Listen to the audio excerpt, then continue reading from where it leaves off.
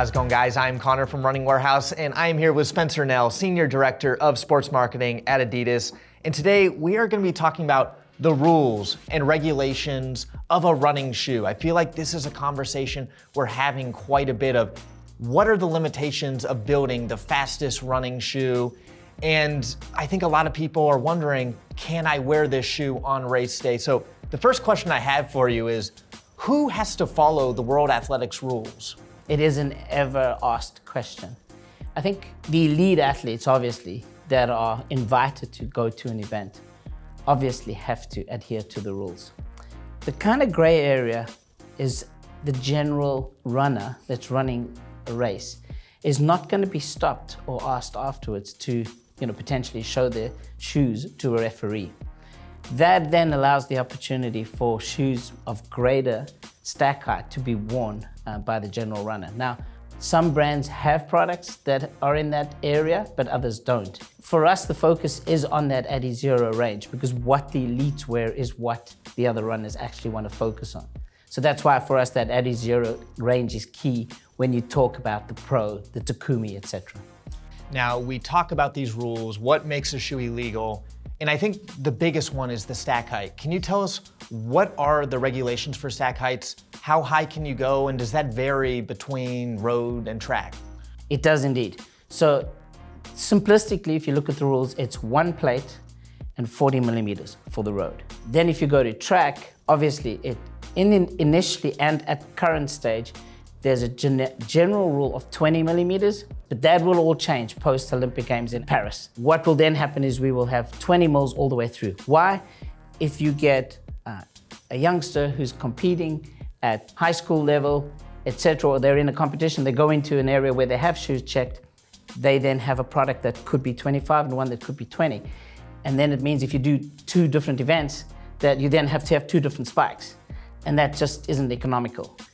So what's happening is post the Olympics in Paris, the rules are going to be 20 mils all across the board. So then if you wanted to, you could use a particular spike in multiple disciplines. That was the reasoning behind that. So that's the difference. Now, the rules are then a little more different because you can go to an NCAA competition and you can wear a 40 mil stack height on the track in a 10K, and the time will be legal. And it'll actually be able to use that as a qualifier to go to the US Champs or the US Olympic trials. But when you're in the Olympic trials or the World Champs trials, you then have to use an approved shoe with a lower stack height. So that's why it becomes confusing to people, because it's at one point you can run in a 40 mil shoe on the track, but then when you get down to it at a trials or a competition at a world level, then you actually need to adhere to the rules. And we talk about 20 millimeters, 25 millimeters, 40 millimeters. Why are these numbers so relevant, and what are the benefits of going up higher? Why are there these restrictions in place? I think that there was a need to have restrictions in place because we were going from a regular stack height, which could have been anything from 15 to 20-ish, which would have been what a normal running shoe would have, been in that sort of realm. With the advent of the so-called super shoe, the stack height allowed two things. One, a greater opportunity for return. Softer foams, more return. So your stride length increases and your actual running technique changes slightly to your advantage. But the biggest benefit which people aren't focusing on is during training, you're actually recovering faster. We have athletes that tell us, Amanal Petros told us after his German record in the Berlin Marathon, he said, the day after the marathon, I went for 10K shakeout, but I felt like I'd run a half marathon the day before, as opposed to a marathon. So just to give you, the benefits of that is the athletes are allowed to train harder more often. And so therefore there lies the opportunity during a race, plus during training, that you get the benefit of. Now, where does the stack height stop? It needed to stop somewhere because, otherwise we'd be running around in 60 mil stack height shoes. So there was a need for regulation to make sure that it was an equal playing field. There was also a concern that the higher you went, that you could potentially, nobody knew the answer, but you could potentially go into an area of, do we risk injuries, etc. So at that point, at 40 mil, which had been on the marketplace with Nike, from 2016 to 2019, it seemed that that was the sweet spot, and that based on research, that was where it needed to be. So hence the approval around 40 mils. And when we take a road shoe at 40 mil, that is going to be the measurement in the heel, or where exactly are these measurements taken? And with that in place, can you add more foam in other places where those measurements aren't taken? Yeah, definite gray area. There is a very specific area in the heel.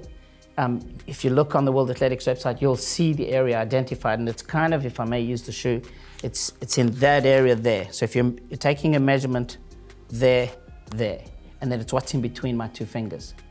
Now, if you look at the structure of many shoes on the market, they'll have an area here, which is an indent.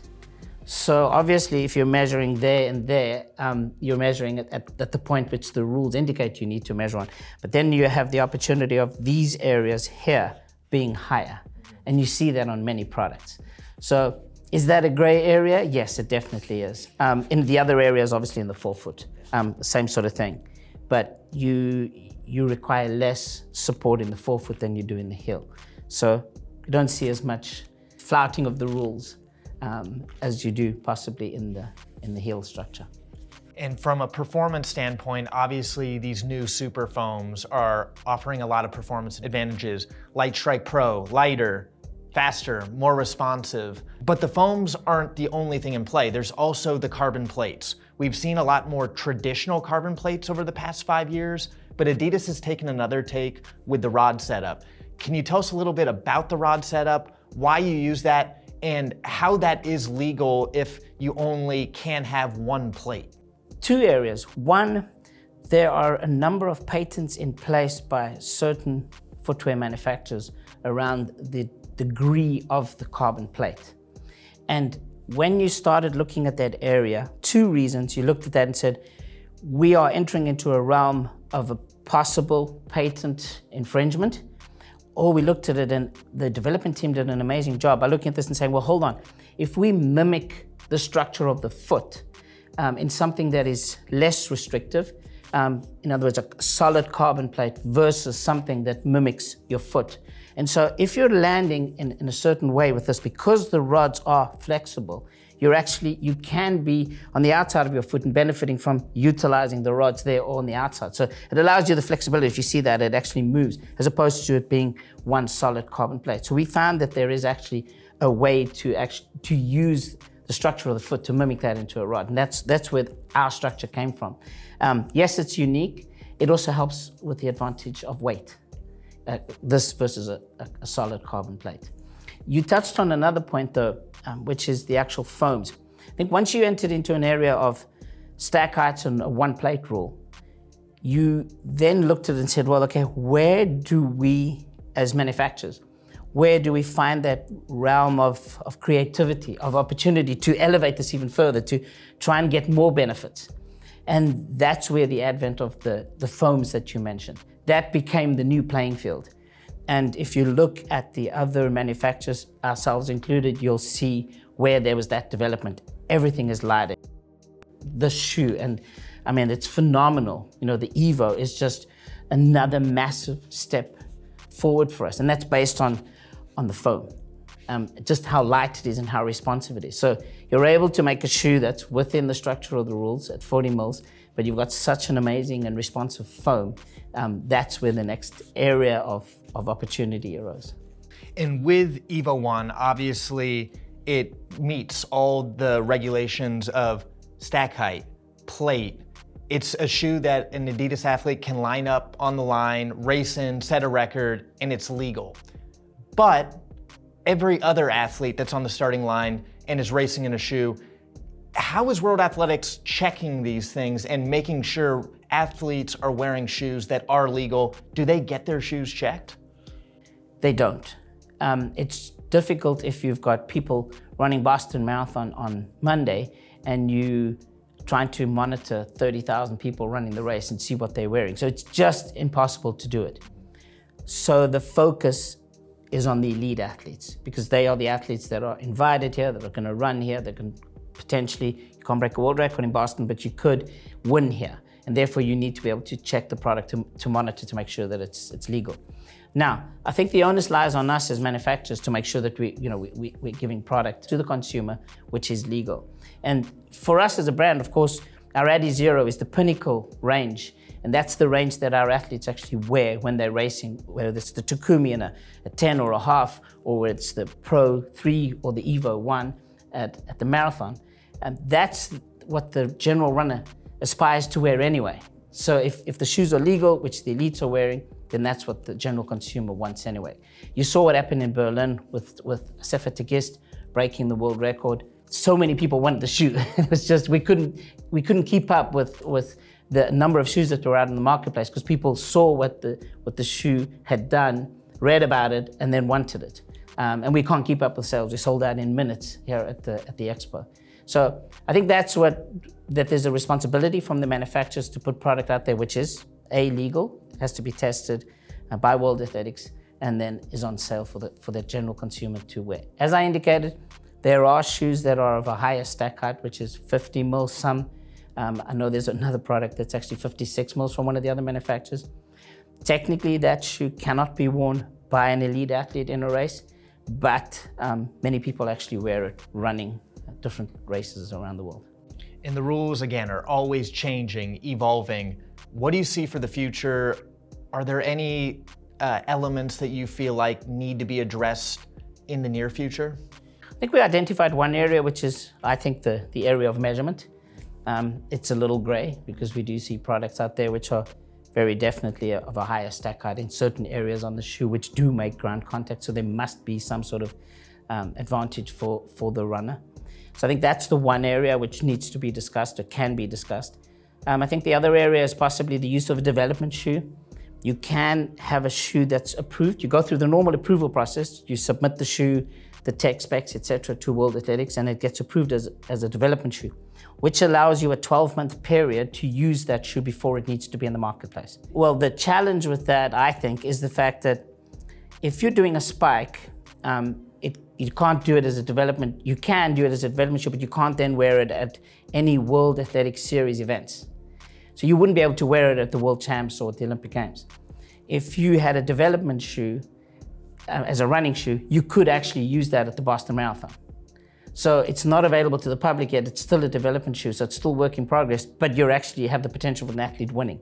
So that product's not freely available to the consumer yet, but where the spike would need to be, because if it's approved, it needs to be available in retail 1 month prior to it actually being utilized or used at a World Series event. So I think those are the two areas that potentially we could have some dialogue.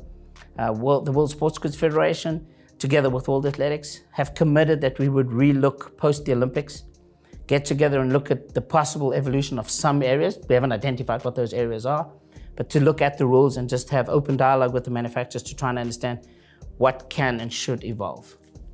Well, I mean, it's so interesting to hear this behind the scenes look of the rules, the regulations of a running shoe. I feel like, again, everyone is asking and the answers aren't always out there. So I feel like it's really cool to get a nice, clear, concise look on stacks, carbon plates, and the future. I think it's great that Adidas has so many products. You obviously have shoes like the Evo 1 that are the fastest shoes in the world, built for the elites and are legal. And then you've got other options like the Prime X that go a little bit higher and can be used for training and for the normal runner who maybe doesn't have to fall into those restrictions. There's so many great products out there and I'm excited for the future. Yeah, I mean, so are we, and you referenced the Prime X. A lot of our athletes actually do use it in training. I think the one takeaway that we've had is we encourage our athletes as well as the general consumer, the general runners out there, to mix it up a little. Use the Supernova Rise as a training shoe, then go with the Pro 3 or what's coming down the pipeline or the Evo as your race day shoe. So mix it up. And I think that gives you a different ride. The Supernova is a totally different ride to obviously what a rod-based shoe is. So I think there's a lot of opportunity. There's a lot of ways to, as we go into the future, to look at the ways of finding that tiny little margin of making our products even better. I've had the privilege as a view to see what's coming. We're super excited. And when you look at the Evo 1, what it's meant to our athletes and the results that we've had from athletes running in the shoe. Now, Don't belittle the athlete. Of course, they need to do their work, but obviously the Pro One is obviously helping them. Well, thank you, Spencer, for taking the time to chat, and we might need to meet up again in a year and talk about the new rules. So a lot more to come. If you're looking to try out the Evo 1 for yourself, you can find it here at Running Warehouse.